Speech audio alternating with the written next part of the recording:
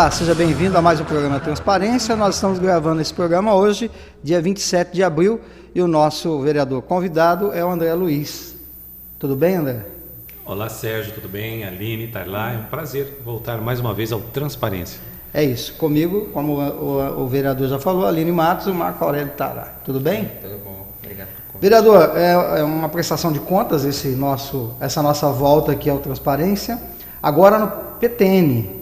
PTN, Partido Trabalhista Nacional, uma legenda que tem mais de 70 anos, ficou durante um tempo inativa, voltou com muito vigor, tem uma bancada muito representativa no Congresso Nacional e agora uma proposta de renovação na política. Em Ribeirão Preto, a nossa meta é trazer mais pessoas para participar da política, pessoas que geralmente criticam, apresentam sugestões e que têm aquele desejo de fazer a diferença. Então, provavelmente, nas eleições de 2016, teremos uma chapa muito vigorosa e que deve fazer uns 2 ou 3 vereadores.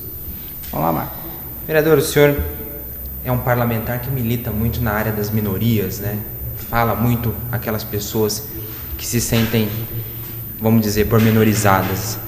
Eu assisti uma entrevista do Jean Willis, dizendo que na Câmara dos Deputados, ele sente que a Câmara é preconceituosa com as minorias, a Câmara lá em Brasília. Isso o senhor sente aqui em Ribeirão Preto? A Câmara de Ribeirão Preto tem avançado muito.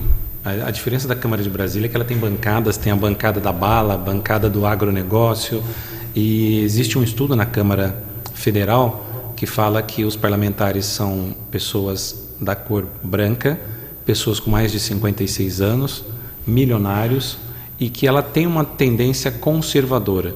Aqui em Ribeirão Preto nós temos trazido vários temas que tratam de minorias e esses temas têm conseguido um espaço muito interessante. Acho que existe muito para avançar, mas a Câmara de Ribeirão Preto caminha bem. Aline? Tá, eu queria falar assim da relação do vereador com a prefeitura. Por exemplo, a gente ouviu muitos vereadores falando que não é atendido nos requerimentos, nos pedidos para a prefeitura. Como que você vê aí essa relação entre Câmara, Prefeitura, no caso específico do senhor, pessoalmente? Eu tenho um rol muito grande de pedidos, Aline. Diariamente a gente circula nas ruas da cidade e acaba encaminhando muito requerimentos. Eu acho que eu sou o 3º vereador que mais apresenta requerimentos. E certamente a administração não atende tudo. É um trabalho diário, cotidiano, você cobrar da prefeita, cobrar dos secretários, ficar buscando soluções para determinados temas. Alguns temas nós sabemos da dificuldade do executivo, sabemos da limitação orçamentária, sabemos do que hoje se gasta mais do que se arrecada, mas tem temas que para o cidadão comum eles são fundamentais. Um buraco na porta da sua casa, ou um esgoto vazando, ou uma água vazando, para outras pessoas da cidade é um problema menor, mas para aquela pessoa é o maior problema da vida dela. Então, o vereador tem um empenho em resolver. Por vezes conseguimos, muitas vezes não. Um exemplo claro é o tapa-buraco. Já conseguimos o recap de várias ruas, a operação tapa-buraco em muitas ruas, mas algumas não chegou. E nessas nós não somos atendidos. Existem outros temas também que a gente acaba encaminhando, propostas, projetos de lei, e que por vezes o executivo não atende. Tem também nas peças orçamentárias, nós fazemos várias emendas nas leis orçamentárias e geralmente elas são vetadas. É uma relação não muito amistosa, mas nós sempre procuramos construir uma ponte entre os dois poderes para que no final quem ganha seja a população.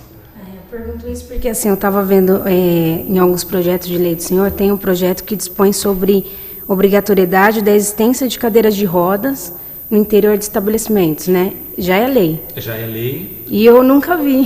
Tem alguns estabelecimentos que cumprem essa lei, tem outros que não. E aí compete à prefeitura fazer a fiscalização. O vereador pode passar, olhar e falar, aqui não tem. Mas, para minha surpresa, alguns lugares têm colocado, alguns hipermercados têm colocado, mas todo local de grande fluxo precisa desse investimento. O comerciante não está fazendo nada demais, é a garantia da acessibilidade para o seu cliente. Mas quem faz pode, inclusive, ostentar esse título. Aqui é uma empresa inclusiva, aqui é uma empresa que respeita as pessoas com deficiência. A prefeitura tem um problema sério de fiscalização, ela ampliou o quadro de fiscais, está fazendo qualificação, atualização desses profissionais para que possa dar uma resposta mais rápida a essas leis que a gente cria aqui na casa.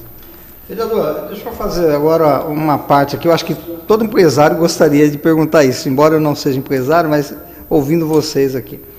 Não é muita lei para a iniciativa privada e o próprio poder público não faz? Tem duas situações. No caso do vereador, ele faz muita lei para a iniciativa privada, porque com relação ao poder público ele tem uma limitação legal.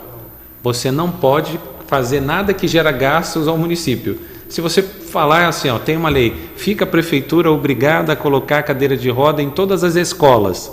A prefeitura vai vetar esse projeto, vai falar que é inconstitucional. Embora o poder público deveria ser o primeiro a dar exemplo. É isso que eu ia falar, não é uma incoerência? Você tem razão. Se eu obrigo a iniciativa privada a ter uma cadeira de roda, por que não a prefeitura? Você tem razão. Se adapta a isso. Aliás, a prefeitura tem um problema sério e esse governo provavelmente não vai conseguir vencê-lo, que é de transformar todas as suas unidades em unidades acessíveis. Se você verificar o Palácio Rio Branco, por exemplo, um cadeirante não vai ter acesso. Muitas vezes a prefeitura desce. A prefeita desce lá na porta para atender um cidadão porque ele não consegue subir com a cadeira. Então, a acessibilidade, um dos exemplos, deveria ser primeira feita pelo poder público. Ok, tá. O senhor participa, salvo engano, não me lembro se o senhor é presidente da comissão, sobre a violência nas unidades de saúde e nas unidades escolares em Ribeirão Preto. O senhor até recebeu o André Tavares aqui da Guarda Municipal, conversou por um tempo bem longo nas reuniões com o senhor.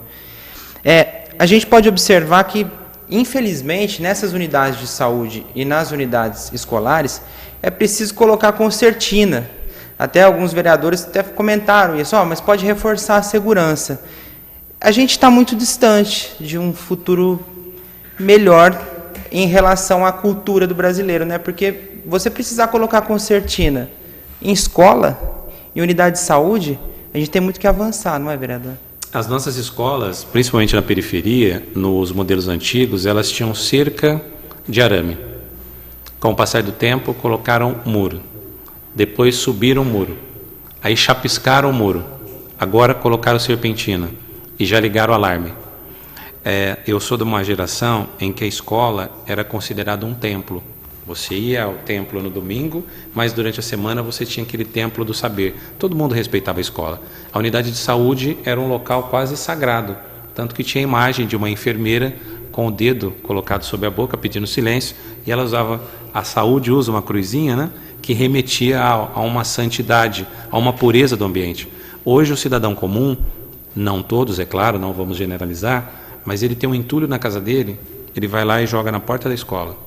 Ele corta a árvore, ele joga na calçada da unidade de saúde. E, infelizmente, agora, a ação dos marginais, principalmente motivados pelo uso de álcool e droga, eles veem nas escolas e nas unidades de saúde que não possuem a vigilância adequada, uma forma de conseguir uma renda. Então, nós temos escolas que foram furtados os para-raios. Algumas escolas levaram os aparelhos televisores. Algumas escolas, eles levaram na mangueira do hidrante, eles levaram as ponteiras de cobre. Se tiver um incêndio na escola, todo mundo vai morrer queimado. Deus nos livre se tiver um problema na unidade de saúde, nós teremos uma tragédia, porque as pessoas insistem em furtar o botijão de gás da unidade de saúde, todo o sistema do ar-condicionado danificado para tirar 30, 40 centímetros de cobre. É necessário reforçar a segurança, sim, em locais que deveriam ter a porta aberta. Não deveriam ter muro, não deveria ter cerca, nada. Mas, infelizmente, a nossa realidade de hoje impõe um aparato de segurança aonde você deveria buscar saúde e aonde você deveria buscar educação. Bom, o senhor... pode falar. Pode continuar. O senhor teve um maior apoio no começo do pessoal do sindicato, servidores. O senhor também é servidor? Sim, eu sou servidor municipal de carreira, sou diretor do Sindicato de Servidores. Tá. Fazendo uma prestação de contas, esse ano ou do ano passado para cá, o que o senhor teria que prestar contas para esses servidores? Qual a sua atuação em favor deles? A minha atuação, muitas vezes, e até uma oportunidade muito positiva, Sérgio, porque eu acabo ficando nos bastidores aqui na casa, entabulando acordos de projetos que são encaminhados, que dizem relação a funcionários públicos, desde a abertura de concurso, chamamento de profissionais, gratificações, a negociação salarial. É algo que não passa na TV. É algo que não passa na TV, que geralmente você nem publica nas páginas sociais, nas redes sociais, mas o nosso empenho enquanto sindicalista e vereador. Acho que o grande ganho do servidor municipal eleger o vereador André foi ter essa possibilidade de ter um olhar mais atento no dia a dia do funcionalismo público. Nós atendemos muitos profissionais também nas suas dificuldades, pessoas que nos socorrem para uma conversa com os secretários, alguns encaminhamentos na unidade de trabalho, também aposentados e pensionistas. Nós temos um trabalho muito grande. Ao longo desse período tem sido muito gratificante resolver várias demandas do funcionalismo. Nem todas. Algumas ainda não é possível, até pelas dificuldades que a gente já colocou. Mas na estruturação das carreiras, eu tenho certeza e fico feliz de que muita coisa que hoje reflete numa melhor condição de trabalho, numa melhor remuneração, tenha passado também por minhas mãos como mais um colaborador. É uma rede grande, o sindicato tem uma diretoria muito competente, mas tem um vereador também que faz todo o seu esforço para atender os seus associados ou seus colegas de trabalho. Legal. E não é tudo também que o vereador pode fazer por eles, né? Aí quando acontece de surgir um pedido da sua categoria e você não pode atender, como que fica? Aline, depende muito de postura. Eu tenho uma postura de falar a verdade para o trabalhador. E às vezes falar a verdade é antipático. As pessoas pedem, muita gente pede o impossível. Alguns conscientes de que não é possível, outros arriscam, ou alguns até por inocência e querem que você resolva todos os problemas. Tem coisa que a nossa competência legislativa não nos permite. Eu não posso, por exemplo, fazer um projeto que gera o aumento de salário, mas eu posso brigar nos bastidores para fazer a sensibilização para que a prefeita faça um projeto de aumento de salário. Eu não posso chamar numa fila, a pessoa presta um concurso, passa no número 1900 e vem na Câmara pedir para o vereador dar um jeitinho para ela passar antes. A gente não pode fazer isso, é contra a lei, extrapola a nossa competência. Mas, infelizmente, algumas pessoas, por mais que cobrem postura correta do parlamentar, por vezes tentam induzir o parlamentar a ajudá-la numa situação que não é possível. Tá, e voltando à prestação de contas, do ano passado até agora, quais os projetos que o senhor achou mais interessante? Sei que o senhor trabalhou em vários projetos, mas que o senhor gostaria de destacar aqui rapidamente para trazer a lembrança? Nós temos trabalhado em alguns projetos, por exemplo, com relação à prevenção de acidentes do trabalho e doenças ocupacionais, garantindo não só semanas de conscientização, mas também que nos contratos de prestação de serviço das empreiteiras contratadas com a Prefeitura exista a qualificação dos profissionais, a orientação dos profissionais, assim a gente está garantindo vida. Nós temos acompanhado, por exemplo, as obras da Copa do Mundo, muitos acidentes, agora dos Jogos Olímpicos 11 pessoas já morreram e a gente não quer que essa experiência seja repetida aqui em Ribeirão. Então nós criamos, por exemplo, a campanha Abril Verde, que trata de acidente de trabalho, garantimos leis também para que exista essa qualificação, uma delas, por exemplo, que um termo de contrato... Deixa eu cortar aqui, senão eu perco o raciocínio. Essa questão da semana Abril Verde, porque há muita gente que ouve isso aí, lê no jornal e fala assim, o vereador está lá para falar da semana, não sei o quê. Explica que isso não é só uma semana, não é só pôr no calendário, tem atividades com relação a isso? Tem atividades. Desculpe cortá-lo, mas eu achei interessante falar sobre isso. Aqui na Câmara existem muitas palestras, encontros. Hoje o programa está sendo gravado dia 27, hoje, por exemplo, estou realizando um seminário aqui na Câmara falando de um tema alienação parental, que é um tema que reflete na vida de 90% das crianças que têm seus pais separados.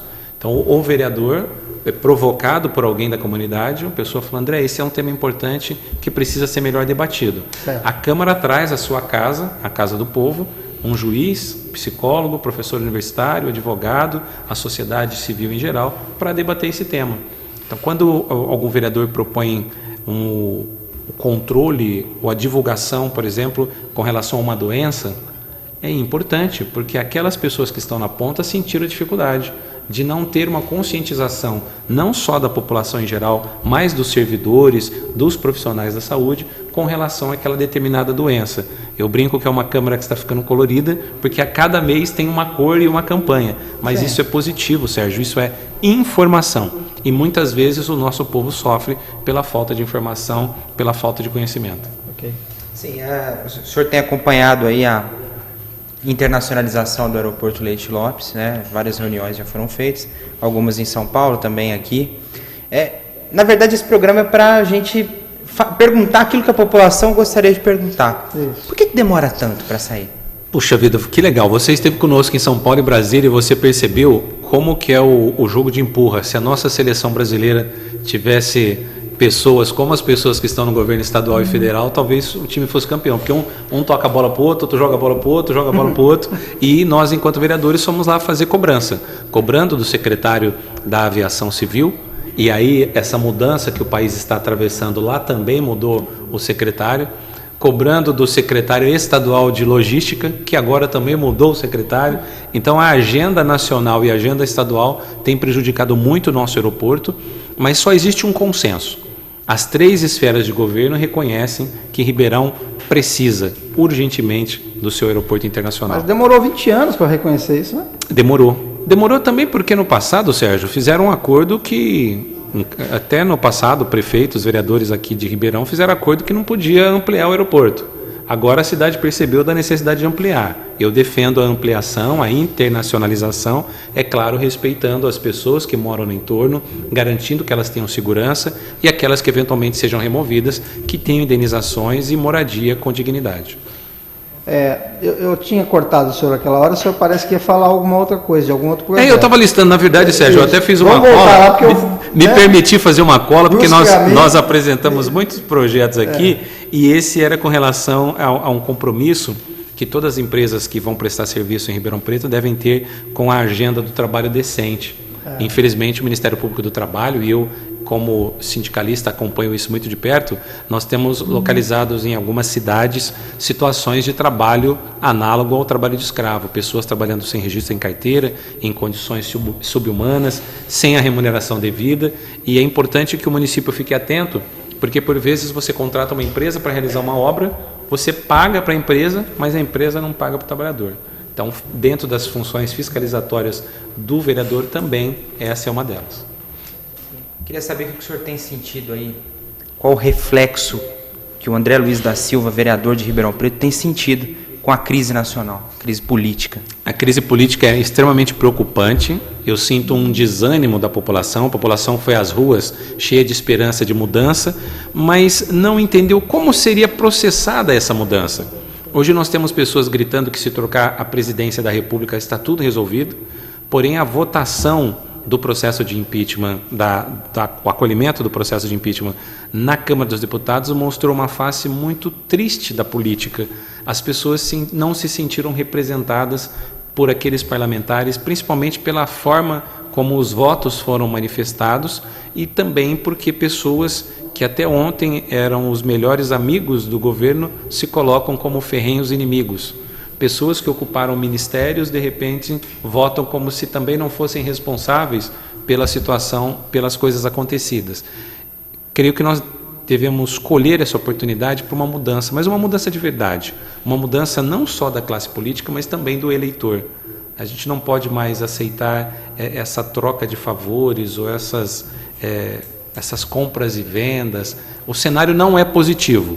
Por outro lado, é nesse momento que os grandes homens e as grandes mulheres devem se levantar para fazer a diferença, para fazer a mudança. Tá, vereador, o senhor tem inúmeros projetos, né? Mas eu queria saber, assim, como o senhor luta muito pela igualdade racial, eu gostaria de saber que projeto que o senhor tem voltado para isso. Que o senhor luta aqui, eu estou vendo no seu blog que tem a União de Negros pela Igualdade, né? O que falta aí para... Exato, Aline.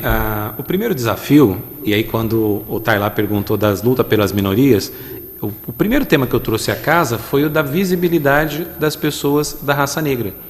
Até então, a própria administração municipal, consciente ou não, discriminava.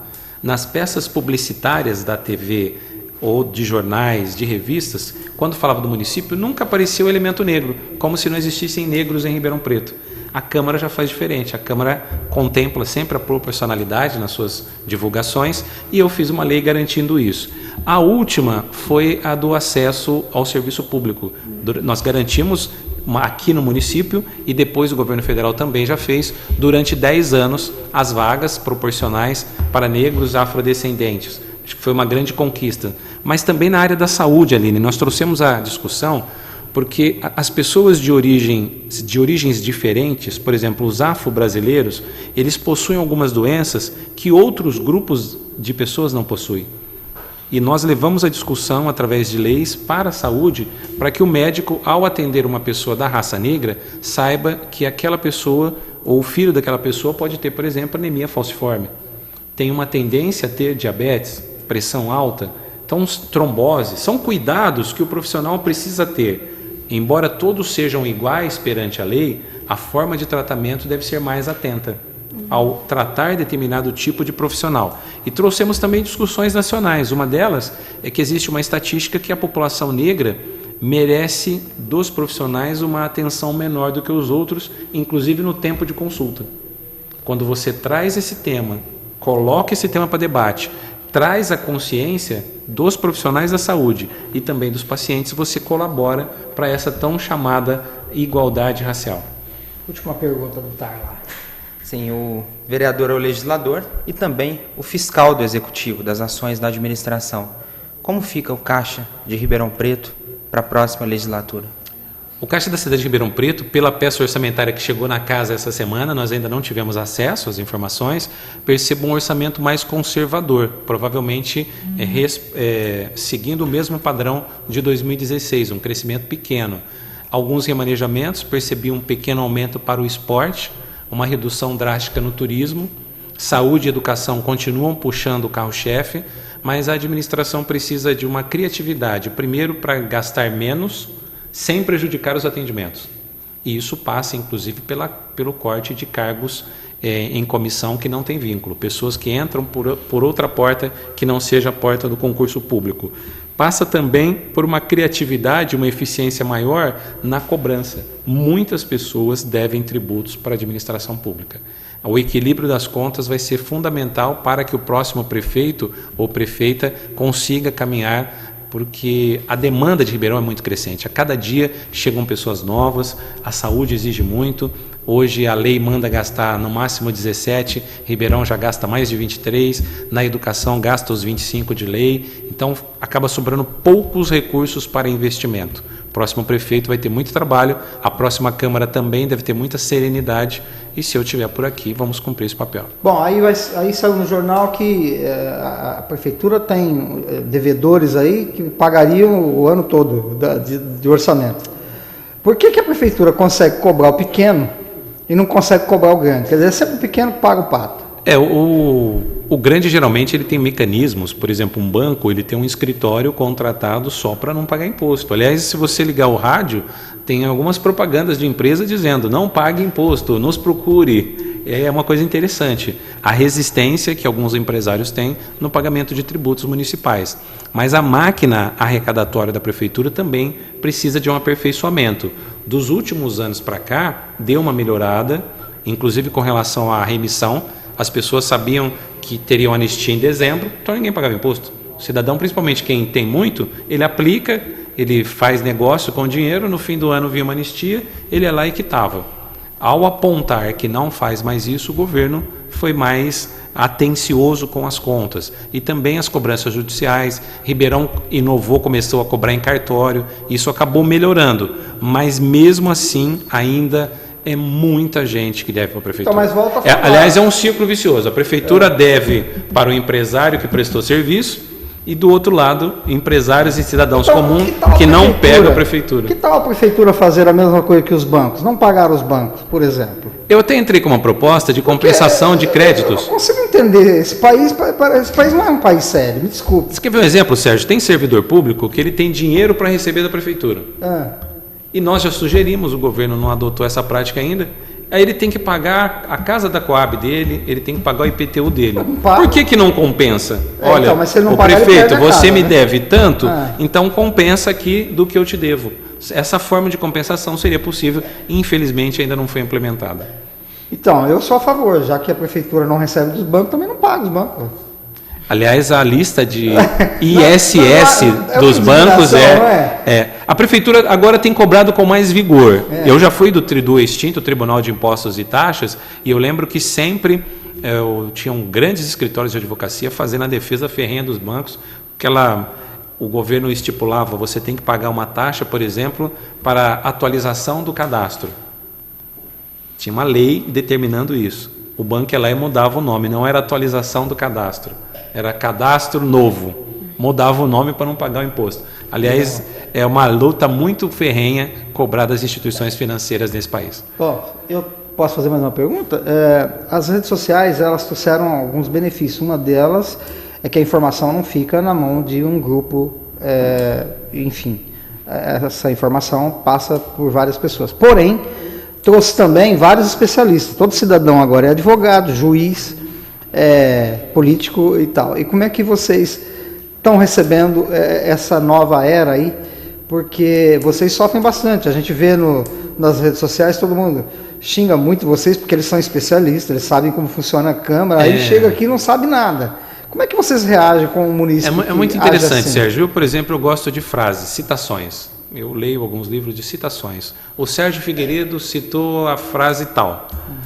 Mas eu vou pesquisar quem é o Sérgio Figueiredo.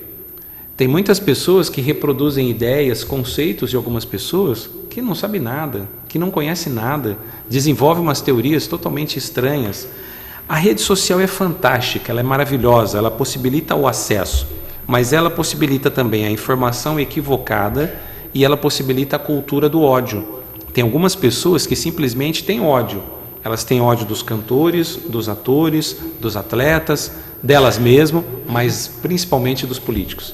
E aí elas entram nas redes sociais e desenvolvem umas teorias, falam algumas coisas que eu penso assim, como alguém acorda e tem a capacidade de sentar e escrever, e pior, acreditar no que ele está escrevendo. Porque para escrever, eu creio que ele deve minimamente acreditar na teoria dele.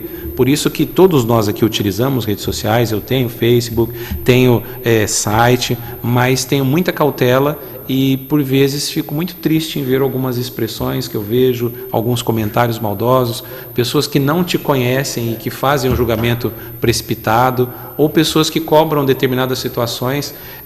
Certa vez eu vi na internet uma pessoa colocou que eu engordei, e se eu engordei é porque eu não estou trabalhando. O outro disse que não gosta de mim porque eu fui ao estádio de futebol e eu não comprei o copo d'água que ele vendia água. E aí ele coloca isso na rede e propaga e as pessoas vão compartilhando, curtindo, compartilhando e curtindo. Então é uma ferramenta maravilhosa, mas infelizmente mal aproveitada. Alguma pergunta a mais? Não? Acho que por aí, né? Vamos dar 2 minutos ou 1 minuto para o senhor falar com o munícipe, dar o seu recado. É que eu estou tentando pôr aqui no Você também está YouTube. Na era da modernidade. Eu vou mostrar aqui no final que as pessoas podem acessar o YouTube, até está passando lá no ar um outro programa, mas o senhor também pode colocar no seu Facebook, né? O YouTube e por aí vai. Né? Sérgio, a minha primeira mensagem é de agradecimento e reconhecimento a todos aqui da TV Câmara. Eu participei bem de perto desse projeto, não tanto agora, mas nos primeiros anos de implantação da nova fase da TV Câmara, e a gente percebe que apesar de uma equipe reduzida, com muitas dificuldades, a gente tem conseguido imprimir uma programação de qualidade. E me dirijo a você, cidadão, para dizer que o nosso mandato está à sua disposição para fazer o que precisa ser feito. Por vezes a gente não consegue tudo, mas uma coisa é certa, o vereador André e a sua equipe de trabalho estão sempre empenhadas para ouvi-lo. Muitas vezes a dificuldade do cidadão é não ter com quem falar. Nós temos um canal através do telefone 3607-4050, através do e-mail andré@câmara-ribeirãopreto.sp.gov.br, ou numa visita pessoal aqui ao nosso gabinete, ou quando nós estivermos circulando pelas ruas, se aproxime, converse, apresente a sua demanda. Dentro das possibilidades que a lei nos permite, vamos exigir do Executivo o cumprimento, o atendimento das suas demandas. E você que quer fazer a mudança na humanidade, seja você a transformação, participe de uma entidade, se você é estudante do seu grêmio, se você é morador do bairro da associação de moradores, se você é trabalhador do seu sindicato e se você quer mudar a política também, venha filie-se a um dos partidos. Aqui tem várias opções na cidade e eu indico o meu, é claro, mas participe também, venha fazer a diferença. Ok, obrigado, vereador, por esse momento, viu? Muito obrigado a todos. Obrigado, Aline, obrigado por estar lá. E obrigado a você que ficou aqui nos assistindo e com certeza aprendeu ou tem mais perguntas para fazer, dirija-se ao vereador. Continue na nossa programação. Tchau, um abraço.